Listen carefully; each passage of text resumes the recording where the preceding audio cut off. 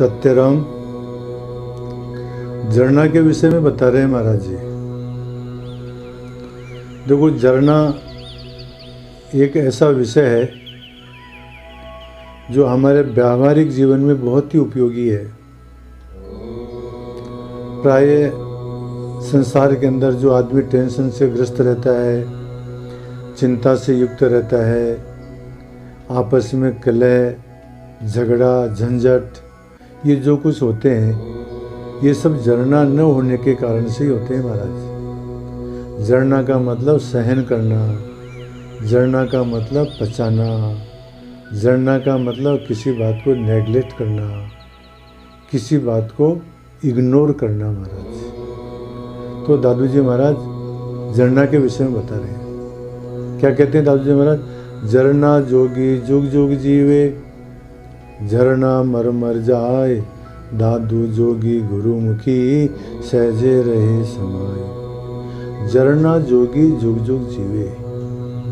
जो साधक, जो संत झरना करते हैं, सहन करते हैं, पचाते हैं, हजम करते हैं, तो महाराज वो ब्रह्म योगी युगों युगों तक जीवन मुक्त रहते हैं। उनके सांसारिक विषयों का उनके ऊपर कोई प्रभाव नहीं पड़ता है।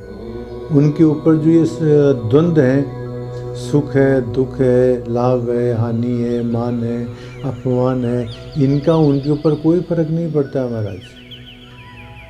जो ब्रह्म योगी हैं, जो झरना करने वाले हैं, वो जीवन मुक्त रहते हैं महाराज।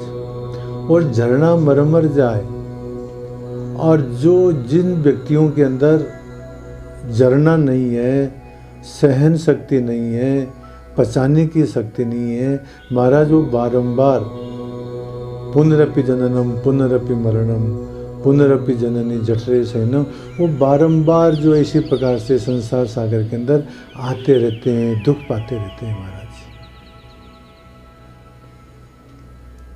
दादू जोगी गुरुमुखी, जो योगी गुरुमुखी है अर्थात गुरु की आज्ञा के अनुसार चलता है, तो सहजे रहे समाय, वो जो है ब्रह्म के अंदर सहज रूप से समावेश हो जाते हैं, अर्थात वो ब्रह्म रूप ही हो जाते हैं महाराज।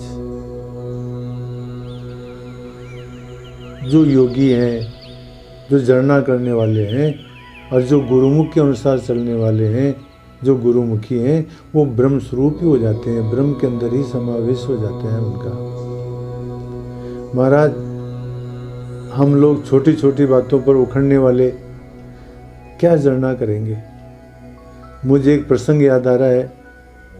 दादू जी महाराज के एक बहुत ही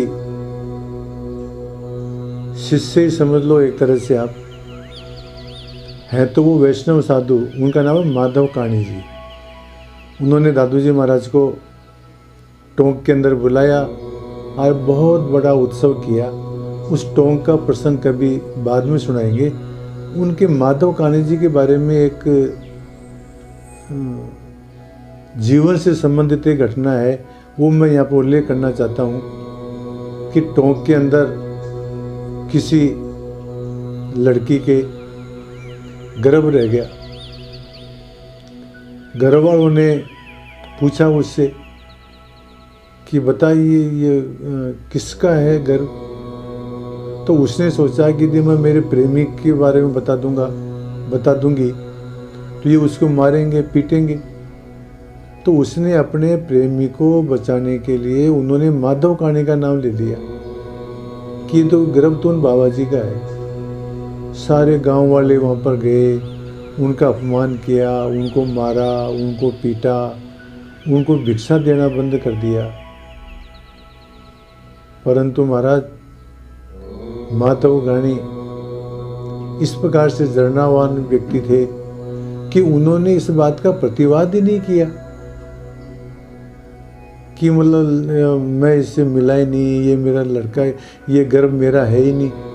उन्होंने उस बात को भी सहन कर ली महाराज।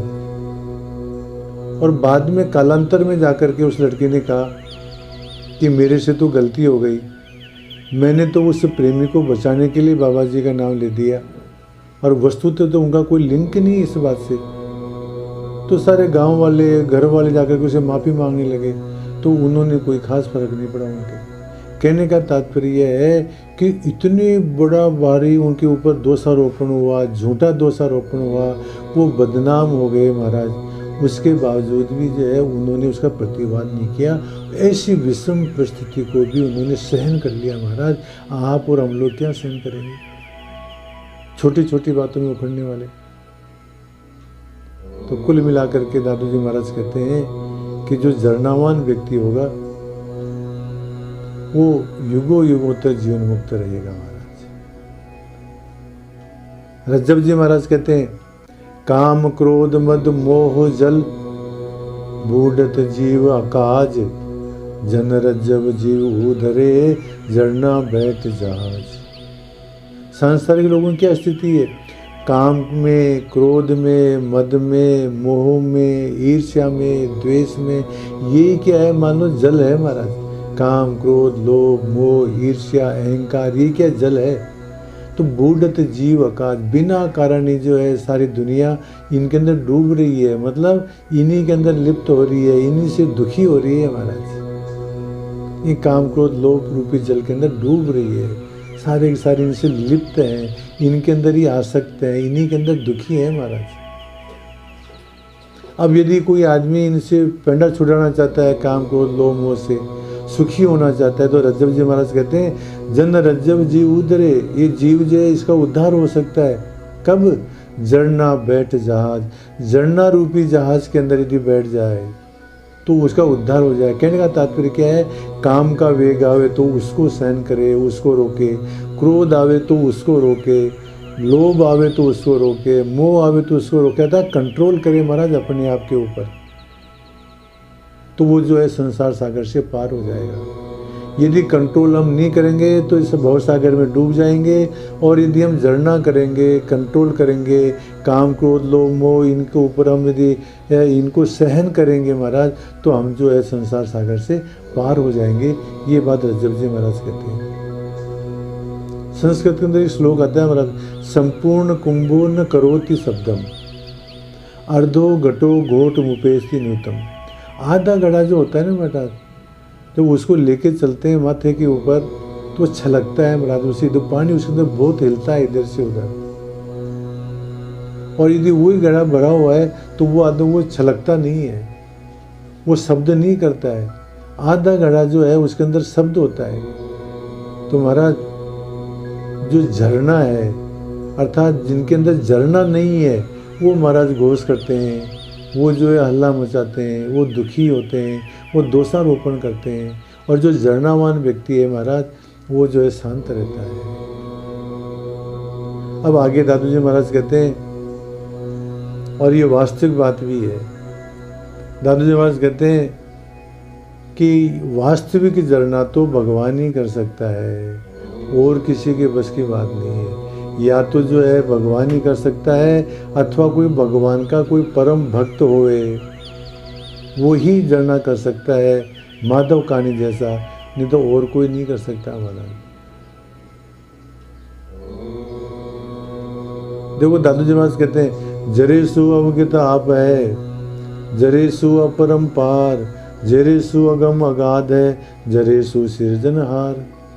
इन साखियों का तात्पर्य है कि महाराज जो जरना करता है वो परमात्म स्वरूप हो जाता है, वो अवगति हो जाता है, वो भी अपरंपार की तरह, परमात्मा अपरंपार है वैसे वो अपरंपार हो जाता है। जरेसु अगम अगाध है, जो जरना करता है वो अगम अगाध स्वरूप हो जाता है। जरेसु सृजन, वो परमात्म स्वरूप हो जाता है। जरेसु अवगत राम है, जरेसु अमर आलेख, जरेसु अवगत आप है, जरेसु जग में है। कोई एक आदमी जरना करता है महाराज, और वो जो जरना करता है वो क्या हो जाता है, अवचल स्वरूप हो जाता है, वो अमर हो जाता है, वो अलेख हो जाता है, वो अवगत हो जाता है, अर्थात वो परमात्मा स्वरूप ही हो जाता है महाराज वो।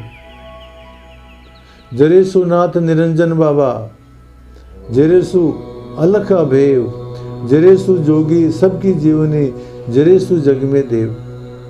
जो जरना करता है वो निरंजन स्वरूप हो जाता है, वो अलग हो जाता है, वो अभेय हो जाता है, उसको कोई भेव नहीं जान सकता, वो सबकी जीवनी हो जाता है और वो देवता स्वरूप हो जाता है। तो यहाँ दादू जी महाराज ये कहना चाहते हैं कि जो जरना युक्त व्यक्ति है वो एक तरह से परमात्मा स्वरूप ही हो जाता है।